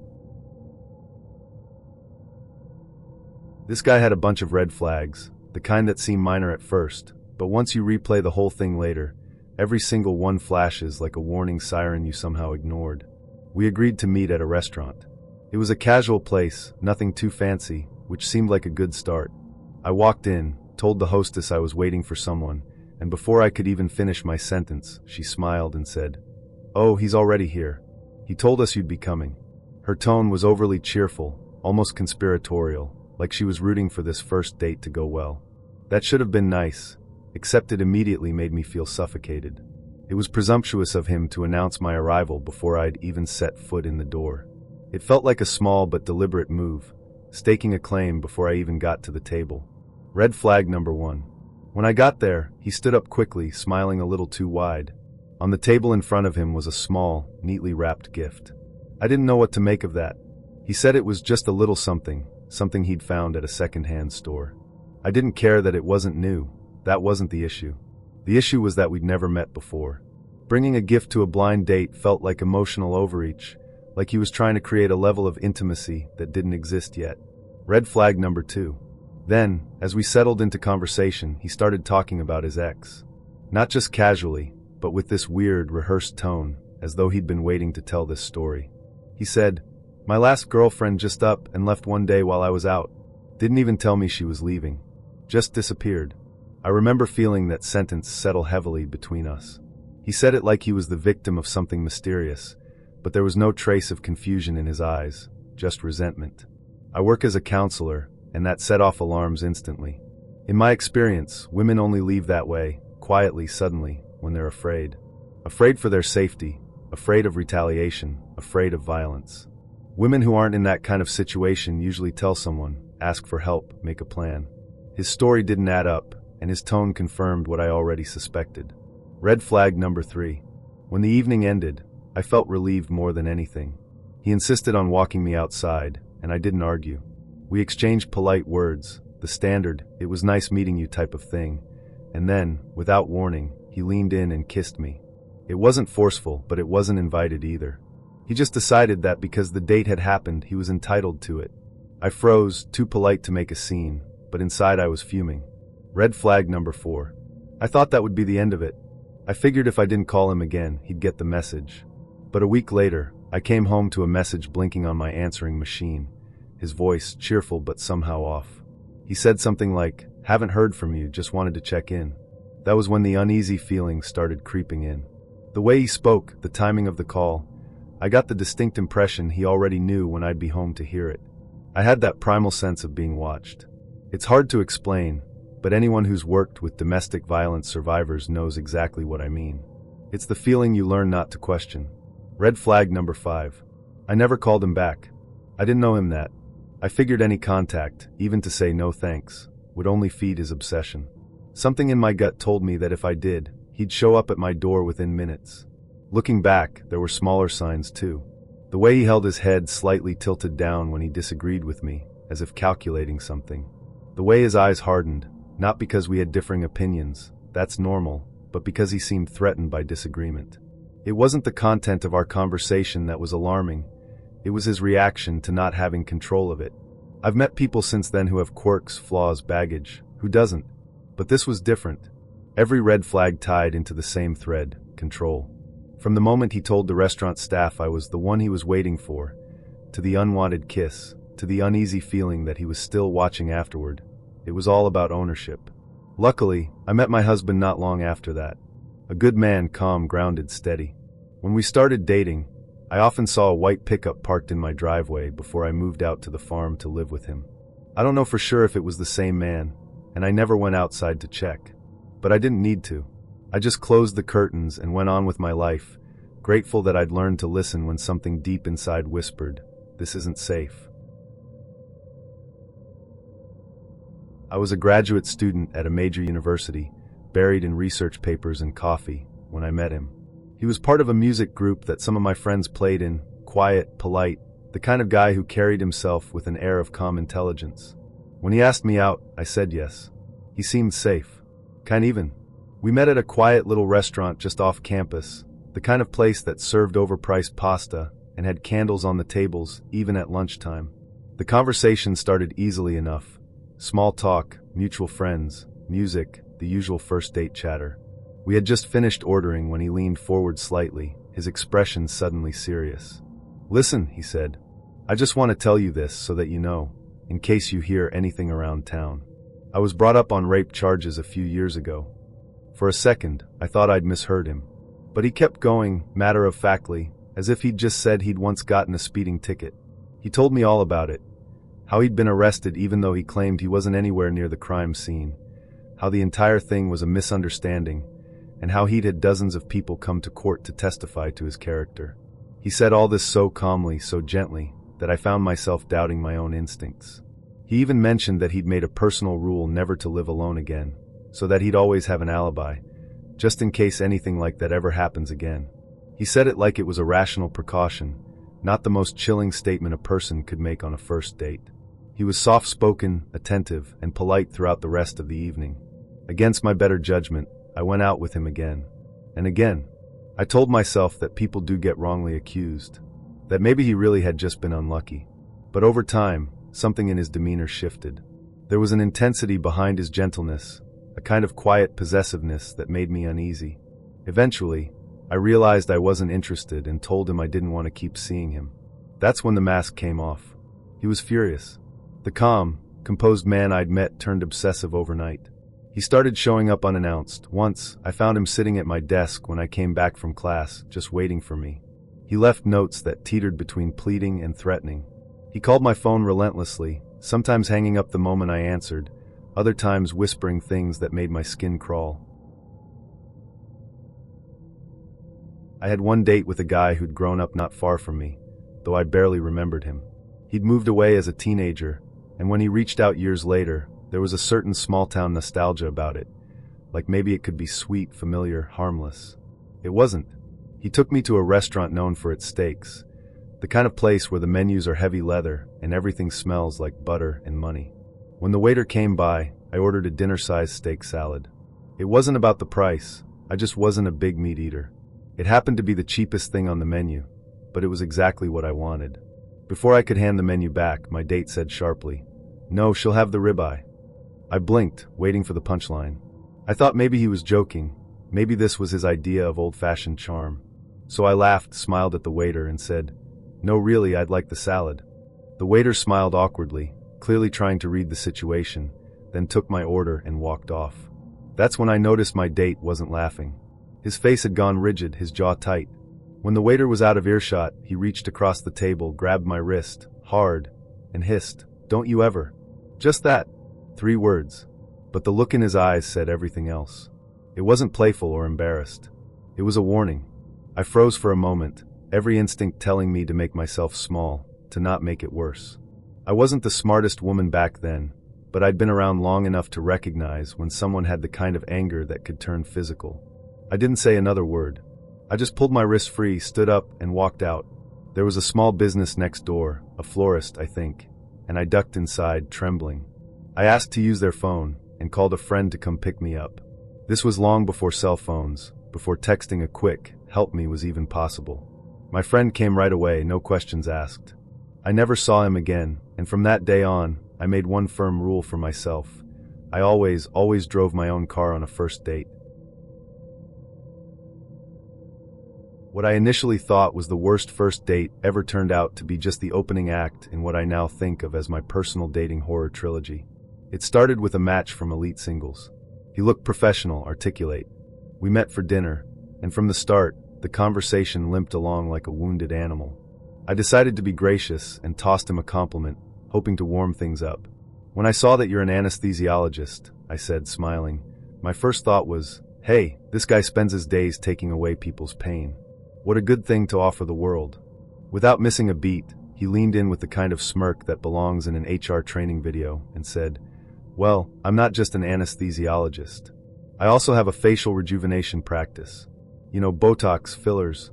And when I saw your profile, my first thought was, hey, I could really fix her forehead." I blinked, unsure if I'd heard him right. "Fix?" I repeated. I was at the time a natural-looking 54-year-old woman with a forehead that had, to my knowledge, never cried out for repair. He chuckled, clearly proud of himself. I managed to laugh politely, mostly because the alternative was launching the bread knife across the table. That was just one of many off-putting remarks that night. By the time the appetizers were still en route, he was already scowling because I wouldn't give him my phone number. He stood up, muttered something about wasting his time, and stormed out before the calamari even landed. The bartender, a 20-something woman with wide eyes and perfect eyeliner, leaned over and whispered, "He was hitting on me before you got here." So yes, Mr. Botox, as I've come to call him, was a one-date wonder. I thought he was the undisputed champion of rudeness. But then came the next contender. A few weeks later, I met a man who seemed, at first, perfectly normal, until he opened his mouth. He talked nonstop for 48 straight minutes, barely pausing for air. When I finally slipped in that I had 2 kids, he interrupted me mid-sentence to begin a long, angry sermon about how people shouldn't have children unless they're committed to staying married. He went on to speculate that I'd probably tricked my ex-husband into fatherhood, announced that he felt sorry for my children for having me as a mother, and finished by saying he wished his parents had never had him. That was the moment I mentally slid my salad away and began calculating my escape route. The man didn't just have issues, he was a walking subscription. So while Mr. Botox had been offensively vain, this one, Mr. Psycho, was just plain unhinged. I thought I'd seen it all, until I met the last one. Unlike the others, Mr. Rage wasn't an online match. He was introduced by a mutual acquaintance who swore he was a great guy. On our date, he seemed intense but charming, maybe a little too serious. When I told him I was looking for something long-term, he nodded approvingly, saying he was done with games. The next morning, while I was at work, he texted me a few times. I couldn't respond immediately. Phones were frowned upon in the office, and by lunch, the tone of his messages had darkened. The last one read, "You better make up your ing mind. Do you want a man to pay attention to you or not? Because if you do, you should be responding to me." I took a breath, typed back calmly, "You're absolutely right. I've made up my mind. Do not contact me again." He didn't, which at first I counted as a win. Weeks later, I ran into the mutual acquaintance who'd introduced us. He looked pale, shaken. Then he told me Mr. Rage had gone to his ex-girlfriend's house and killed her, and then himself. That's when it hit me. I'd gone on 3 dates that year. 1 narcissist, 1 lunatic, and 1 murderer. I guess you could say I've had a full tour of duty in the war zone of modern dating. I was a late dater. Never dated during the high school or undergrad college years. Was too focused on my grades. But after getting my bachelor's degree, it was time. So I start dating. I remember feeling too attached to my very first date. Short story, we didn't click, and it never got the chance for a second date. Her choice. But this was not my worst first date. Just that it was my first, and I was hoping for more. Oh well, Now for the worst first date. I was visiting New York and a friend from Miami arranged a date for me. Said it was a nice girl whose family he knew from Indiana. Okay. Date starts simple enough. Plans were to pick her up and take her for dinner then a night in Manhattan. I get her on time and we choose a nice Italian restaurant. We're seated at a table for two and begin what seems to be a nice conversation. Somehow it morphs into what she expects from marriage, her parents, and how she wants to model us after her parents. But it gets even stranger quicker than a person falling off a cliff. She starts talking about dinner guests and how her parents set the table for company.